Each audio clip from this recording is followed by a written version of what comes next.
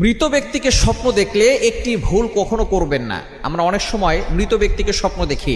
অনেকের বাবা মা দুনিয়া থেকে বিদায় নিয়েছেন, অনেকের আত্মীয় স্বজন পাড়া প্রতিবেশী দুনিয়া থেকে বিদায় নিয়েছেন। আমরা তাদেরকে স্বপ্ন দেখলে অনেকেই একটা ভুল কাজ করে থাকি। আগে আমরা শুনবো মৃত ব্যক্তিকে স্বপ্ন দেখলে কি কি করতে হবে এবং যে ভুল কাজটি করা যাবে না সেটা আমরা পরে শুনছি সিরিয়াল অনুযায়ী। প্রথমে আমরা জানবো মৃত ব্যক্তিকে স্বপ্ন দেখলে কি কি করতে হবে। আমরা অনেক সময় মৃত মা বাবাকে স্বপ্ন দেখি, অনেক সময় আমাদের মৃত দাদা আছে, নানা আছে, যারা দুনিয়া থেকে বিদায় নিয়েছেন তাদেরকে স্বপ্ন দেখি। যদি আপনি মৃত ব্যক্তিকে স্বপ্ন দেখেন যে সে হাসি মুখে আছে, মনে করবেন সে কবর জগতে ভালো আছে। আর যদি দেখেন যে মৃত ব্যক্তি সে খুব কষ্টে আছে, কান্না করছে অথবা ভয়ঙ্কর কোনো জায়গায় রয়েছে, তাহলে মনে করবেন সে খুব কষ্টে আছে। যদি আপনি এই স্বপ্ন দেখেন যে সে কষ্টে আছে, তাহলে আপনি তার জন্য সদাকা করবেন, যতটুকু পারেন দান করবেন।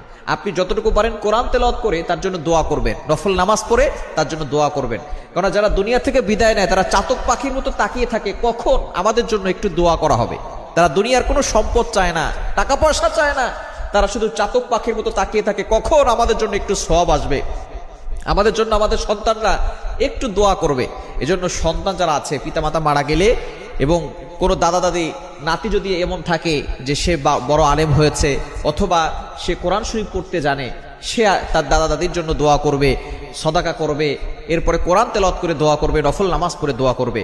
তবে আমরা একটা ভুল কাজ করে থাকি, সেটা হচ্ছে মৃত ব্যক্তিকে স্বপ্ন দেখলে মিলাদ পড়ায়, বাসার ভিতরে মিলাদ পড়ায়, বিশাল বড় অনুষ্ঠান করে, টাকা পয়সা না থাকলেও ধার করে ঋণ করে সুদে টাকা এনে তারপরে মিলাদ পড়ায় দেয়। খবরদার, এটা কখনো করবেন না।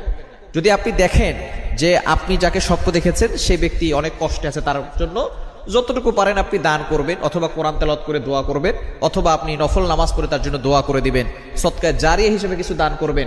তবে আপনি মিলাদ দিচ্ছেন, অনুষ্ঠান করতেছেন, আয়োজন করতেছেন, এগুলো কখনো করবেন না। কেননা নবীজি সাল্লাল্লাহু